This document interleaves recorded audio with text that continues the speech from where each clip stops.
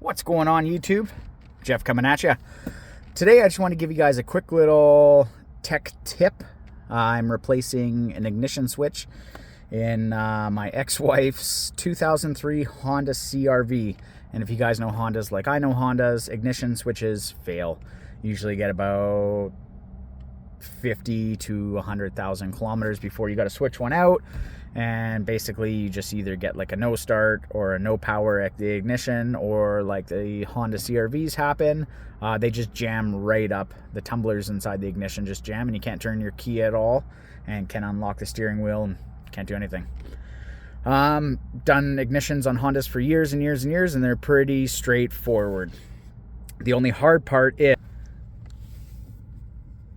dealing with these security bolts. Those are always the hardest thing. So first tech tip of the day is get yourself a good punch that you can sharpen to a point. And what you end up doing, will it focus?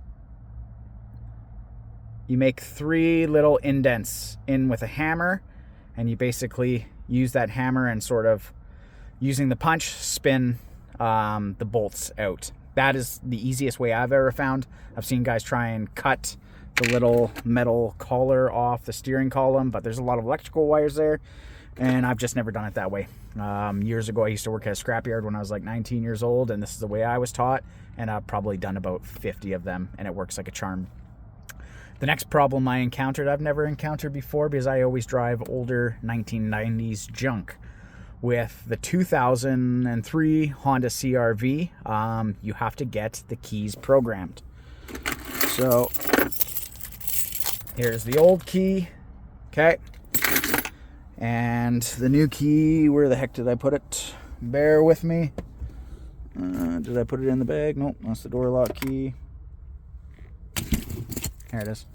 There are the new keys, okay? There's a chip somewhere inside here that corresponds with the anti-theft on this car, so it either has to go back into Honda, or I don't know if some other shops can do it for you, but it can run quite a bit of money. I've heard guys guesstimate anywhere from $200 to $500, and I'm like, yeah, that is not happening. So you want a quick and easy way to get this up and going without getting your keys programmed? I got the solution for you.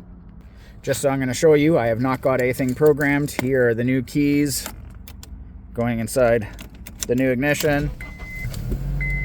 Oh, we got the windshield wipers and everything going here, but everything's fine. Don't mind all the lights on this car. There are a lot of things wrong with this thing, but yeah, it works. And here is how I did it. I did not get that key programmed at all.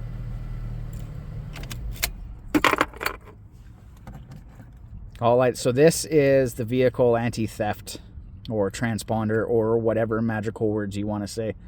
It is. Here, let's get a better look here. And all I did was I took the original key and I just taped it to this thing. Basically, this thing used to go on top and sit right there, and your key would go through to the ignition, and the chip in the key would tell the sensor in here that it's good to go. I just left this thing out of the way, still plugged in with the original Honda key taped to it, and I'm just going to zap strap it in and out of the way. So there we go, one more time. The new key, ignition from Amazon, and I do not get the key light goes away. Simple yet effective. Something that you can do at home with basic hand tools. Okay, my dad once taught me when I was a young lad and I had the clutch go in my Volkswagen Rabbit. He bought me a socket set, a Haynes manual, and said, don't ever pay another man to fix something that you can fix. Okay, the more we learn, the better we can do. I hope this video finds you well. Like, share, subscribe. 2003 Honda ignition install key bypass. Take care. Talk to you soon.